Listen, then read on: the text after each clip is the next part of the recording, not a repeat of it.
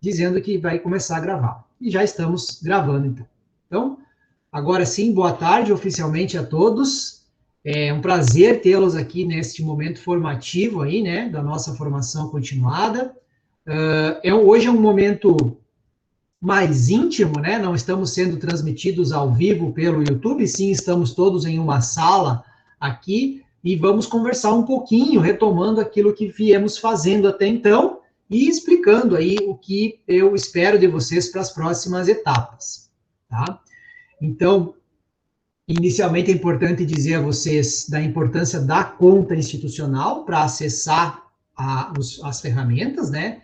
Eu contei aqui, antes de começar a aula, mais ou menos umas 10 pessoas ingressando através de contas pessoais. E isso não é que está errado, mas há um risco em aceitar uma pessoa que não é da tua organização, né? Tenho certeza que são pessoas da organização, só que elas entraram com um outro crachá, né? Entraram com o crachá pessoal e não com o crachá institucional.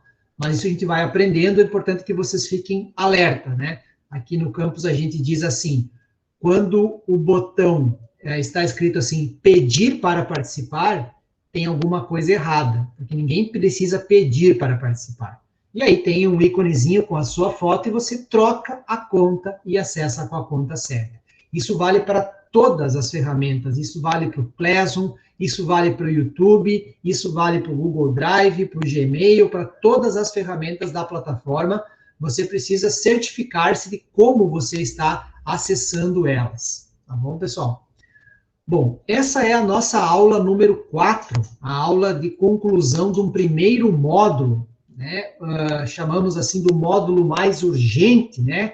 Ao final desta aula, imagino que vocês já estarão aptos aí a dar início a algum tipo de organização de materiais dentro do Classroom.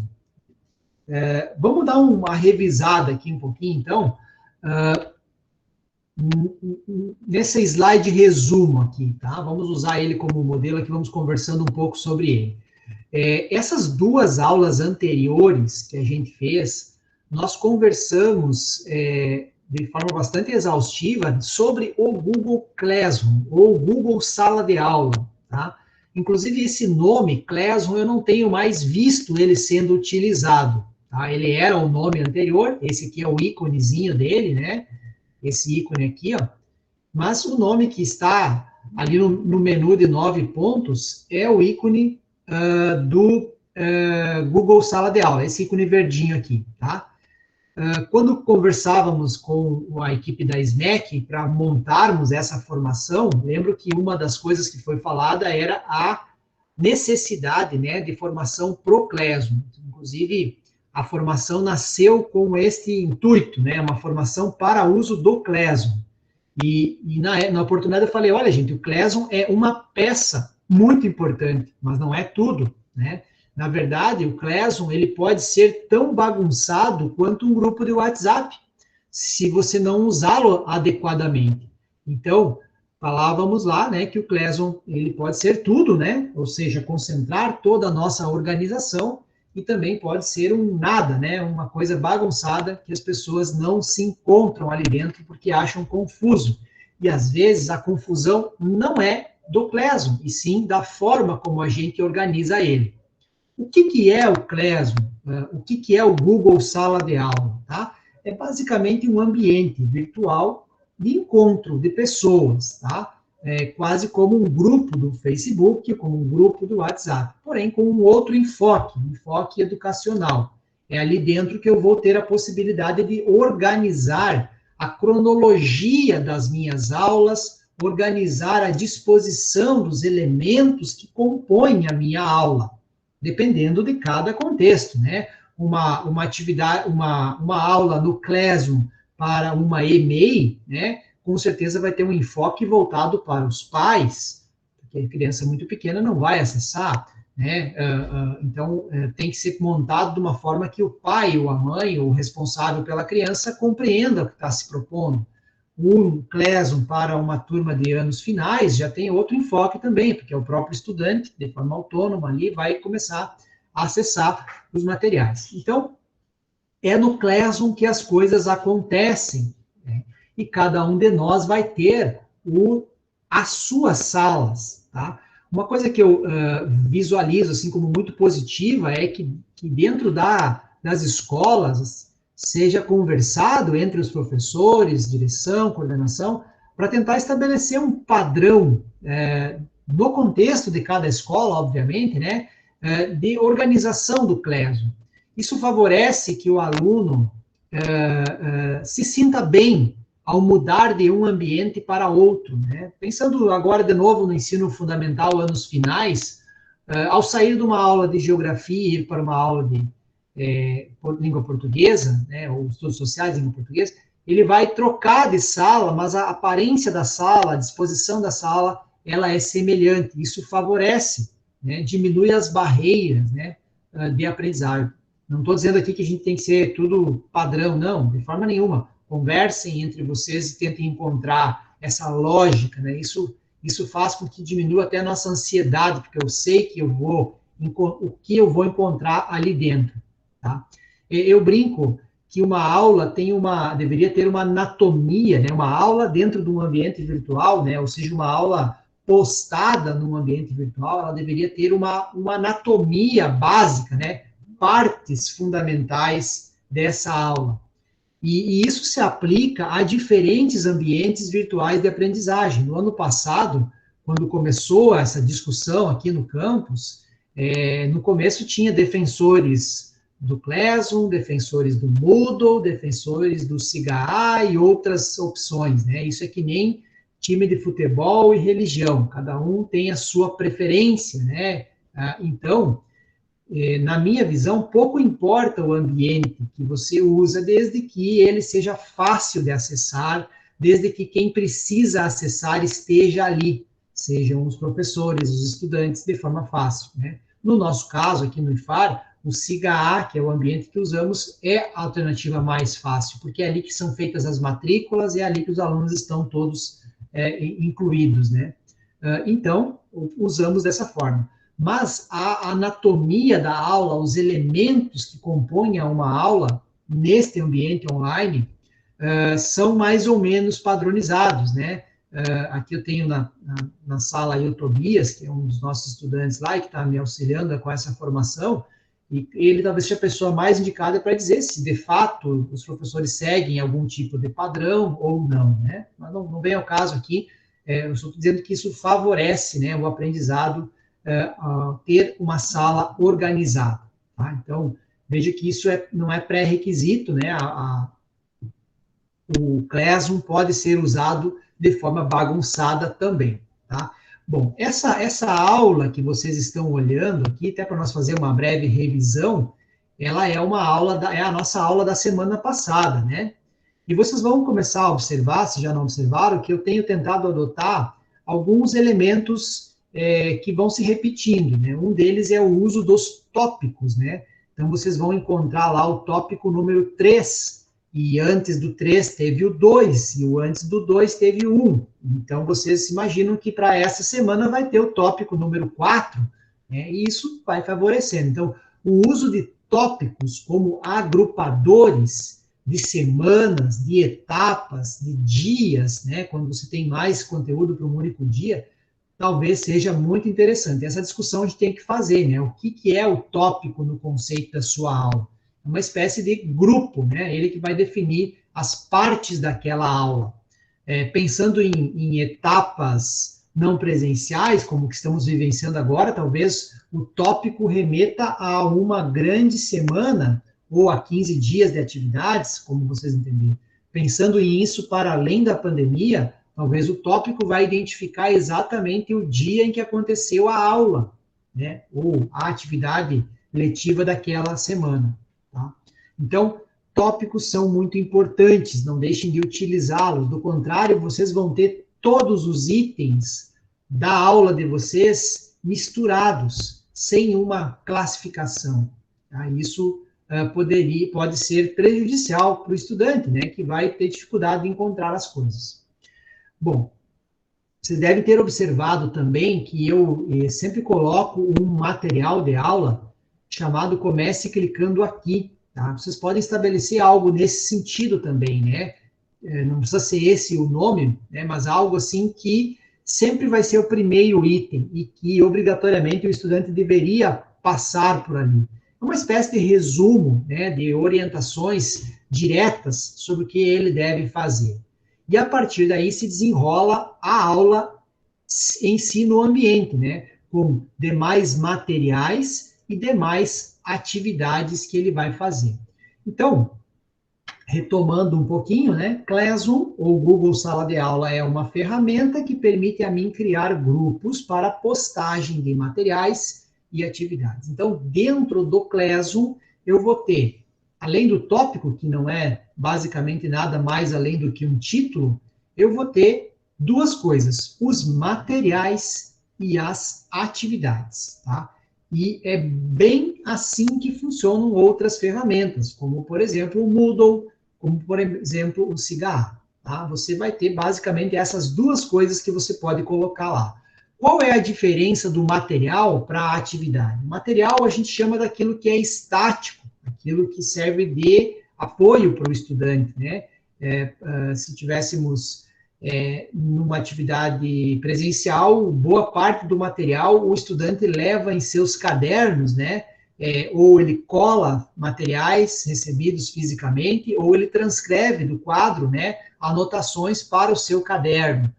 Alguns de nós também vão usar os livros didáticos ou outros materiais como apostilas, né? Isso compõe o material. Aqui no ambiente virtual, então, os materiais são digitais, obviamente, né? Então, você vai acabar encontrando possibilidades de materiais basicamente de dois tipos, né? Ou você vai encontrar os vídeos, ou você vai encontrar arquivos, tá? Vamos falar um pouquinho sobre os vídeos, foi também um assunto que nós trabalhamos na semana passada, né? Falávamos na oportunidade sobre a importância do material audiovisual hoje em dia, né? Quem de nós imaginava que ia sair gravando vídeos, né? Mas a gente precisa dar um jeito e se aproximar dos nossos alunos, então é o que temos para o momento, e muitos de nós, tenho certeza, que fizeram isso, né? Gravaram os vídeos, botaram a carinha na frente da câmera, por mais que não gostassem disso ou nem se imaginassem fazendo isso. Então, um parabéns aí coletivo para todos nós que nos quebramos essa barreira, né? Bom, os vídeos, eles, aí eu explicava para vocês, em uma das atividades que fizemos, que o vídeo, o melhor formato de publicar um vídeo seria através do YouTube, por alguns motivos. Vou citar aqui alguns. O YouTube é uma plataforma específica para vídeos, tá? Ela foi toda construída com este objetivo. Hoje, sem dúvida nenhuma, talvez o segundo mecanismo de busca mais acessado, né? E isso mostra a sua importância, né? Tem muito, muito material ali dentro sobre os mais variados assuntos. Estando no YouTube, então, por ser ele uma plataforma própria para isso, o que acontece?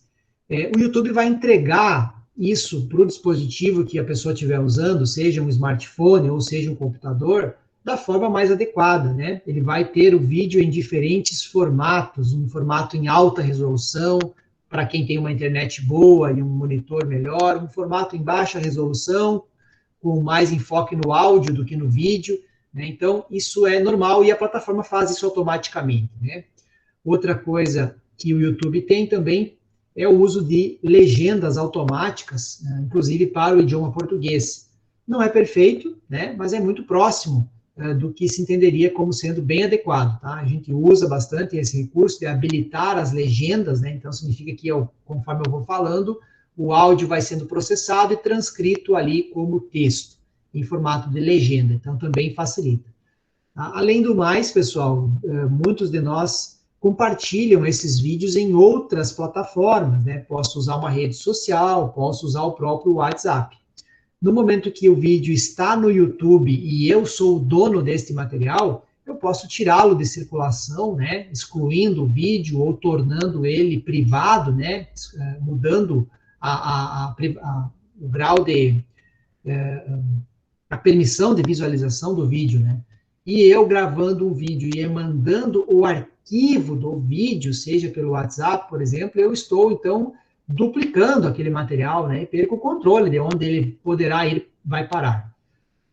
Sobre vídeos, então, vocês tinham uma atividade onde eu desafiei vocês a fazer o vídeo e enviá-lo para o YouTube, tá? E como resultado desse trabalho, eu não quero o vídeo de vocês, eu quero o link do vídeo, né? A URL, o caminho, né? O http://www e assim por diante, né? Porque é esse objetinho digital, esse caminho que eu vou compartilhar, seja aqui no Classroom ou seja nos grupos de WhatsApp. E ele é muito mais leve do que eu estar compartilhando o vídeo inteiro. Tá? Então, sobre vídeos, eu vi que alguns de vocês fizeram vídeos muito legais, só que na hora de entregar, ao invés de entregar o link do YouTube, entregaram o vídeo, né? Buscaram o vídeo lá na sua galeria e anexaram o vídeo. Não é isso que eu queria nessa atividade, e para alguns eu já respondi dizendo, orientando como que eu gostaria, né? O que eu quero é que vocês sintam essa descoberta, né, de que enviar um vídeo para o YouTube não é tão difícil assim. É algo muito simples, que inclusive pelo próprio smartphone pode ser feito. A outra parte dos materiais, então, pessoal, são arquivos que normalmente ficam no Google Drive, né, ou ficam no teu computador e você manda para lá. E aí, nesse ponto, eu queria sinalizar aqui a importância dos arquivos usarem o formato PDF. Por que isso? Porque o formato PDF, ele garante que o arquivo não vai sofrer alterações por quem o recebe. Então, vai ser um arquivo que, se eu abrir ele em um determinado programa ou em outro, ou se eu abrir num computador ou no smartphone, a aparência desse arquivo vai ser exatamente a mesma, né? Quem nunca viu cenas ou participou de cenas onde você faz a tua apresentação de uma palestra, de uma aula, de um trabalho, e quando você chega lá no outro computador para colocar a tua apresentação, ela fica toda desconfigurada. Isso não acontece com o formato PDF, tá? Além disso, você, ao disponibilizar arquivos em formato PDF, você não exige que o teu aluno use softwares especiais, específicos, né? Existem muitos softwares para abrir arquivos PDF para smartphones, para computadores, né? Inclusive os navegadores mais modernos hoje em dia já abrem por si só, interpretam, né, arquivos PDF. Então fica a dica aí para vocês de que o arquivo PDF é a melhor opção, tá? Isso falando-se em materiais, tá? Materiais eu crio lá no Google Sala de Aula e vou colocando coisas que ficam paradas, né? Como, por exemplo, orientações, como, por exemplo, um pedaço de uma apostila.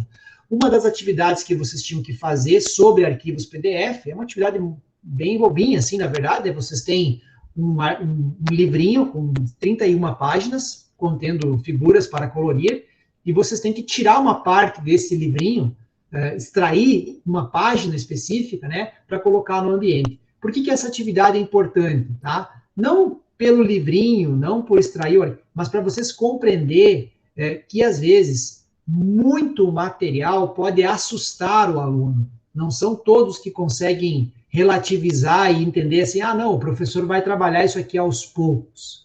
Então, às vezes, o melhor é disponibilizar aos poucos, nas doses adequadas para aquela semana.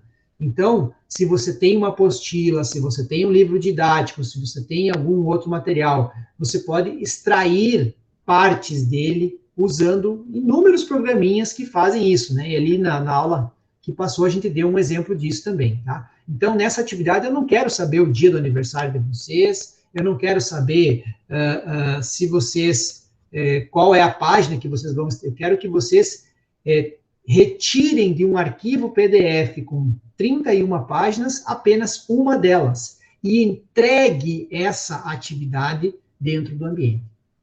O resultado dessa atividade dentro do ambiente, tá? Então, isso é um pouquinho sobre materiais. Falamos agora um pouquinho sobre atividades, tá? Então, os materiais têm um único ícone, né? E geralmente são de dois tipos, ou são vídeos ou são arquivos. As atividades, tá? Elas se dividiriam em 4 grandes tipos, eu diria assim, tá? E ao longo dessa formação, tenho colocado vocês em contato com vários tipos de atividades para que vocês possam ir explorando elas também ao longo da nossa aula. Então, vamos lá. Na primeira aula, né, quando fizemos a abertura, dia 17 de março, vocês tinham uma atividade que era basicamente uma pergunta aberta, que não tem resposta certa nem errada. Só vocês se apresentarem, dizer o nome, onde trabalham e quais são suas expectativas. Aquela atividade, ela é do tipo pergunta. A pergunta, ela tem um sinal de ponto de interrogação, tá? É uma pergunta descritiva. Então, se você tem uma atividade reflexiva na tua aula, que exige isso, por exemplo, você poderia usar a pergunta descritiva para coletar uma resposta, tá? A pergunta descritiva, ela permite que os demais vejam as respostas dos colegas. Então, tem que levar isso em conta também, né? Não é uma pergunta com resposta certa ou errada, acho que mais no sentido de uma reflexão ou da coleta de um feedback em formato de texto por parte dos estudantes. Existe também a pergunta objetiva, tá? E a pergunta objetiva eu usei com vocês quando fizemos a enquete para o dia de hoje, né? Quem prefere de manhã, quem prefere de tarde, quem prefere de noite. Então, eu criei 3 opções de respostas objetivas e vocês foram optando, né? Ontem à noite, quando se encerrou o prazo, eu peguei todas as respostas e criei convites, né, no Google Agenda para que vocês estivessem aqui hoje. Então, essa é a pergunta objetiva, tá? Você pode usar para fazer uma enquete. De novo, vou dizer, os estudantes conseguem ver o resumo das respostas, né? Eles conseguem ver como que a turma está votando, né? Quem votou, não sei se eles sabem quem votou em quem, mas eu consigo ver que, por exemplo, o turno da manhã está mais concorrido que o turno da tarde, um exemplo, né? Essa, então, é a atividade do tipo pergunta. E aí, se não for uma pergunta, o outro tipo de atividade que vocês vão encontrar lá é o tipo atividade mesmo, propriamente dito, tá? E ele é muito abrangente, mas, de forma geral, ele se divide em 2, tá? Uma atividade comum, do tipo entregar um arquivo. Fizemos isso quando vocês entregaram a página do livro de colorir, tá? Mas pode ser, por exemplo, no contexto da EMEI, a entrega de uma foto da criança fazendo uma atividade, a entrega de um vídeo da criança fazendo atividade. Muito melhor receber um vídeo dentro do Google Sala de Aula na atividade específica do que receber esse vídeo de 40 megabytes num celular com pouca memória, né? Então, essa atividade mais básica, ela serve para isso, tá? Nesta semana que está começando hoje, vocês têm uma atividade para fazer até o próximo dia 7 de abril, que é montar uma aula, né? E aí vocês vão me perguntar assim, professor, o que é que precisa entregar? Não precisa entregar nada. Então, você simplesmente vai marcar a atividade como concluída, para mim saber que eu já posso ir lá naquela tua aula, olhar como que ela está ficando, tá? Então, essa é a parte ruim do Classroom, que eu às vezes me questiono, né?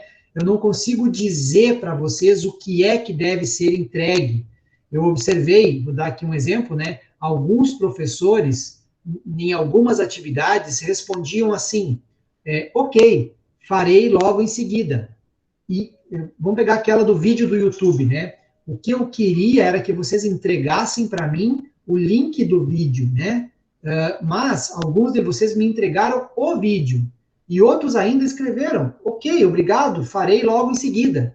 Todas essas 3 formas marcaram a atividade como concluída. E ela apareceu aqui para mim dar as notas e avaliar, né? E aí, para vários, eu respondi, olha, eu vou te devolver a atividade para que você possa enviá-la novamente. Porque as atividades, elas obedecem um fluxo, né? Quando você cria uma atividade, ela é distribuída para todos os participantes daquele seu curso, daquela sua disciplina, daquela sua turma, tá? Na medida em que os participantes vão concluindo, eles vão lá marcar como concluída, ou entregar, não me lembro agora exatamente o termo que aparece para vocês.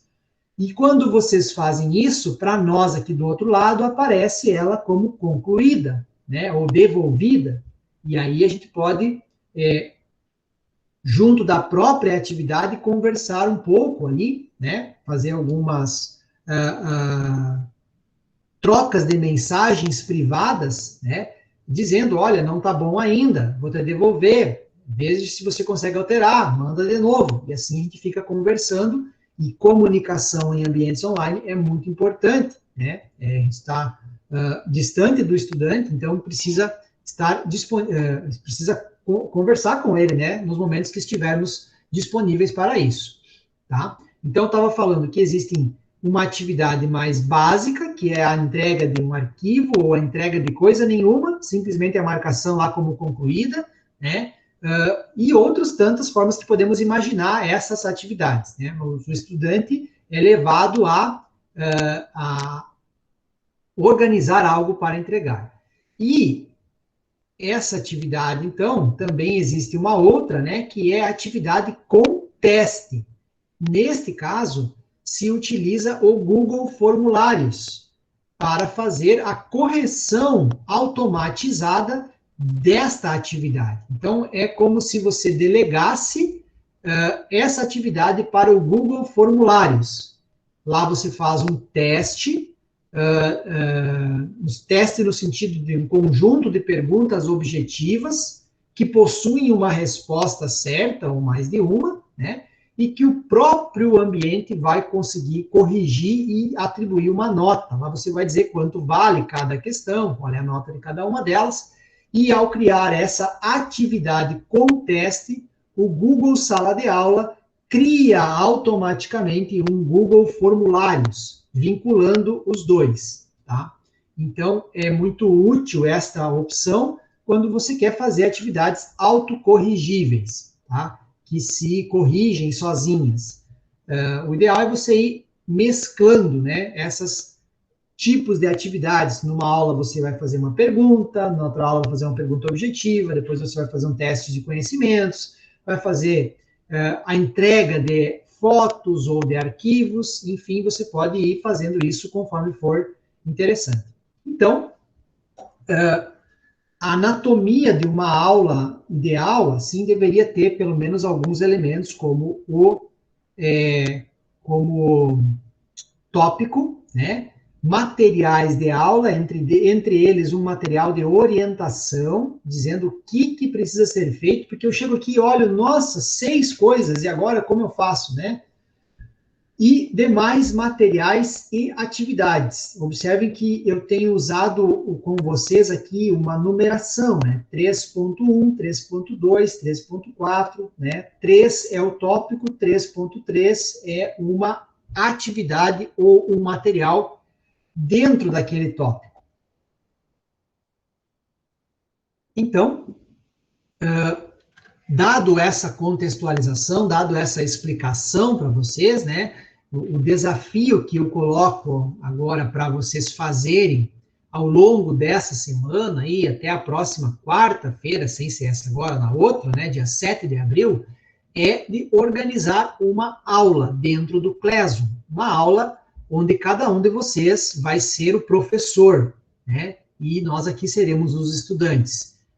Então, você pode usar essa sua aula como um laboratório de experimentos, né? Se você tem um colega seu, professor, muito seu amigo, e gostaria de colocá-lo como aluno e vice-versa, não tem nenhum problema de você fazer isso. Crie uma sala de aula e sinta-se o professor dela experimentando, né? Claro que a primeira coisa, antes de começar, é o planejamento, né? Que aula vocês vão montar? Sobre qual assunto? Né? Vocês já têm material ou vocês vão produzir o material? Vocês vão colocar material em que formato? Material em formato de vídeo, ou de texto, ou ambos, né? Que atividades serão propostas, né? Cuidado com as doses, né? Não precisa prever muitas atividades para uma semana, dependendo do contexto da disciplina, mas experimentem, sim, fazer uma atividade, porque é importante, né? Então, eu vou compartilhar aqui uma outra guia, né? Então, agora eu estou acessando o e-mail aqui e vou clicar aqui no Google Sala de Aula. Eu só pediria que, se alguém puder me abrir o microfone e dizer se está vendo aqui agora o Google Sala de Aula, agradeço. Dá para enxergar, pessoal? Sim, dá para ver. Muito obrigado. Então, pessoal, o Google Sala de Aula vai trazer aqui blocos, né? Bloquinhos que são as salas que vocês têm, né? As aulas. Aqui está a nossa aula da formação. Aqui está uma que fizemos hoje pela manhã. Bom, não há como excluir uma turma que foi criada, tá? Mas você consegue arquivar ela. E é quase a mesma coisa, né? Você vai estar colocando ela para o teu estudante, ninguém mais vai ter acesso. Ela só vai ficar lá movida e escondida no Google Sala de Aula. Com licença, professor. Diga. Aqui eu tô vendo a tua caixa de entrada do e-mail. Ah, obrigado, Tobias. Então, eu tenho que trocar aqui a guia, só um pouquinho. Compartilhar esta guia. Agora vocês estão vendo o Google? Agora sim. Tá. Então, eu acabei arquivando aqui sem que vocês vissem, tá? Então, antes de eu finalizar aqui, eu vou arquivar a próxima que eu vou fazer. Obrigado aí, Tobias, pela dica. Então, estando aqui no Google Sala de Aula, tá? Eu vou clicar nesse botãozinho mais aqui, tá? Que só vai estar habilitado se você for professor. E como é que você diz que é professor? Quando você ativa o aplicativo Classroom, ele vai te perguntar. E a professora Vivian havia me alertado que alguns professores, quando foram entrar no Classroom, né, entenderam que eram alunos, né, e não entenderam errado. De fato, nessa formação que estamos fazendo, vocês são nossos alunos, né?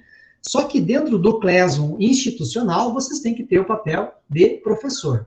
Então, se isso aconteceu com algum de vocês, depois vocês entram em contato para que a gente possa colocá-los no papel de professor, tá? Do contrário, não vai aparecer nesse botão aqui, ó, a opção criar turma, tá? Que ela só aparece no contexto educacional para professores. Chegando aqui, eu vou criar uma turma, tá? Bom, essa é a tarefa da semana, tá? Então eu vou fazê-la rapidamente aqui para a gente depois discutir. O nome da turma, você normalmente vai colocar um nome significativo, da escola, da disciplina, da turma, né? É muito importante a SMEC também conversar com vocês a respeito disso, para que se crie uma espécie de padrão, né? A sigla da escola primeiro, depois a sigla do nome a sigla da turma, né? Tipo, turma 65A, um exemplo, né? E dentro de parênteses, talvez o nome da disciplina. Neste caso agora, dessa atividade que estamos fazendo, vocês vão colocar o nome de vocês, tá? O nome completo de vocês. Por quê, pessoal? Porque depois, para nós poder corrigir e saber quem é que entregou essa atividade, a gente vai precisar olhar os nomes, tá? Então, eu vou botar aqui escrito tarde, só para mim não confundir com aquela que eu criei de manhã. Essa é a única informação obrigatória, tá? O nome da turma. O resto é opcional e apenas informacional, não aplica assim em lugar nenhum, tá? Vou criar a turma, tá? Demora um pouquinho, tá criando uma pastinha no Google Drive, tá vinculando você como professor, né? E pronto, tá aqui a turma criada, tá? A primeira coisa que a gente pode fazer é dar uma configurada nela. Vou fazer algumas coisas, por exemplo, mudar o tema. Então, vou aqui, ó, selecionar um tema. Essa minha aula é sobre o quê? É sobre culinária. Bom, então, aqui tem, né, geral, português e história, matemática e ciências, artes, esportes, outros temas, né? Então, vou pegar aqui culinária. Esse tema aqui tá legal. Selecionar tema da turma, tá? Também posso mudar a foto de capa, se vocês têm uma fotinho da turma, fica bem legal, eles valorizam bastante. Feito isso, a turma tem aqui as suas partes principais, né? O mural, as atividades, as pessoas e as notas. Eu vou vir aqui nas configurações e vou fazer algumas coisas. Aqui eu posso mudar os detalhes da turma, tá? E aqui eu vou desativar a entrada por convite, tá? Códigos de convite eu vou desativar. Não quero que alunos que não são da turma fiquem entrando, né? E aqui sobre o mural, eu vou dizer que apenas professores podem postar ou comentar, tá? Eu uso essa opção, embora pareça censura, né? Mas ela faz com que coisas realmente importantes que o professor entende vão ser colocadas no mural. já vi estudantes usarem o mural de forma bem menos educacional, assim, né? Então, assim fico garantido que apenas o professor ou os professores vão fazer isso. Se a turma tem um link do Meet permanente, você pode gerar esse link e você também pode dizer como é que vão ser compostas as avaliações, se é que elas vão ser contabilizadas pela plataforma, né? Se vai ser o total de pontos, você vai fazer médias ponderadas e vai criar categorias de notas, ou se não tem avaliação nenhuma e você vai controlar de outra forma, tá? Isso é importante configurar. Eu vou deixar aqui, nesse caso, soma de pontos, tá? Muito bem, vou salvar. E está aqui, então, já saiu aqui o código da turma, né, desativado. E aqui está o mural da turma. Agora eu vou vir aqui em atividades, porque é aqui que a coisa acontece, né? A primeira coisa que eu vou criar vai ser um tópico, aqui embaixo, ó, tópico. Aí eu vou usar aqui o termo, por exemplo, aula 1, aula 2, né? Vou usar aqui, introdução à gastronomia italiana. Pronto, essa é a minha aula número 1, tá aqui o tópico, né? Dentro do tópico eu vou colocar os itens, né? Ou seja, os materiais ou as atividades. Posso criar também outro tópico, só para você ver como aparece, né? Aula 2 vai ser massas e lasanhas. E isso vai ser a minha aula 2. Outro tópico, ó. Veja que eles aparecem em cima, né? O tópico mais recente em cima e o mais antigo embaixo. Mas eu posso mover para baixo aqui, fazer essa modificação aqui, ó, dependendo de como ficar melhor. Isso aqui é bom conversar também entre os professores, né? Para que todos sigam um padrão. Eu gosto assim, o mais antigo embaixo e o mais novo em cima, mas tem pessoas que preferem o mais novo, o mais antigo primeiro, né? Bom, eu vou excluir aqui esse segundo tópico, não é necessário, tá? E vou criar um material, que eu vou chamar de comece clicando aqui, tá? Vou vincular ele ao tópico da aula. Veja que os materiais não têm uma data, né? Porque eles não se aplicam, eles estão ali o tempo todo, né? Posso anexar aqui materiais do YouTube, arquivos, links, coisas do Google Drive, criar os próprios materiais por aqui, usando as ferramentas do próprio Google, né? Mas eu vou só postar para mostrar para vocês. Está aqui, comece clicando aqui. Agora eu vou criar um outro material, que eu vou chamar de livro de culinária.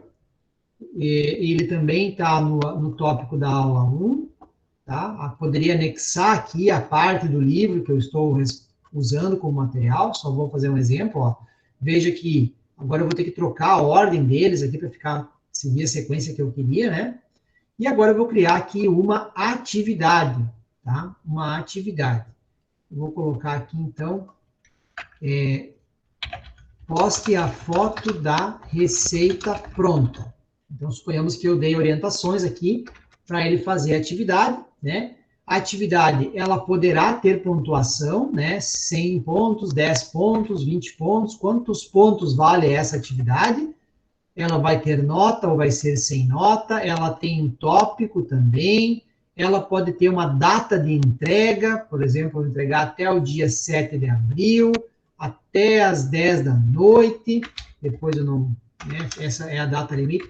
Alguém vai dizer assim, professor, é vantagem colocar datas limites e horas? Eu diria que sim, pessoal. Por quê? Porque a gente, fala por mim, né? A gente vai procrastinando, né? Até o último minuto, né? E se você estabelece uma data, você estabelece um fim para esse sofrimento, né? Tu sabe que até aquela data tu tem que fazer, por mais que tu te atrase um pouco, mas se você não coloca data nenhuma, tem muitos estudantes que não fazem as coisas porque um dia eles vão fazer, entendeu? Então, o melhor é você estabelecer um cronograma de prazos, né? Vou criar aqui a atividade e pronto, tá aqui, vou só botar em ordem. O que eu imagino que vocês façam para a próxima aula nossa, dia 7 de abril, é algo mais ou menos assim, tá? Um tópico de aula dentro de uma aula, cujo nome da turma é o nome de vocês, nome completo, tá? Orientações, materiais e uma atividade. Planejem isso antes, tá? Gosta de culinária? Ok. Gosta de música? gosta de matemática, gosta de filosofia, cada um vai fazer dentro do seu contexto uma aula e vai explorar aqui as possibilidades. Tá pronto? Não, não tá pronto ainda. Falta as pessoas, tá? Você vai ser o professor e eu preciso que vocês acrescentem aqui 2 pessoas. Uma delas se chama apoio.ti, tá? É um usuário que a gente usa para ajudar para testar, né, ajudar os colegas. E o outro se chama formação SMEC, formação@escola. Esses 2, no mínimo, devem ser os seus alunos, tá? Por que eu não quero que vocês me coloquem como aluno? Porque o meu Classroom vai ficar com mais de 200 turmas, né? E não vai ser saudável isso nesse momento. Então, esses 2 usuários aqui, eles não são pessoas, né? Tem mais pessoas que acessam essas contas, então eles vão ser aqui os alunos de vocês, tá? Eles estão convidados, eles vão receber uma notificação para poder participar dessa aula e vão aceitar a participação. Bom, feito isso, vocês vão lá na atividade e marcar ela como entregue, né? Para que a gente possa ir lá vendo se vocês conseguiram cumprir com o objetivo. Essa é basicamente, então, a atividade da semana. E isso que eu queria falar aqui para vocês, pessoal, revisando, né? O que a gente estava conversando agora há pouco, né? Sobre o que é o Classroom, como é que ele se divide lá dentro, você vai ter materiais e atividades, o que podem ser os materiais e o que pode ser as atividades, é basicamente o conteúdo do nosso encontro de hoje, tá? Eu vou encerrar a gravação agora, tá? Até é importante dizer que a gente faz gravação, mas a gente não precisa gravar toda a aula, a gente pode gravar um pedaço dela, a parte mais importante, né, o momento mais nobre de explicação e tudo mais. Mas depois você pode parar a gravação e continuar debatendo e tirando dúvidas mais pontuais, tá? Então, eu vou encerrar a gravação agora e depois a gente pode conversar um pouquinho mais aqui na sequência. Então, interromper a gravação.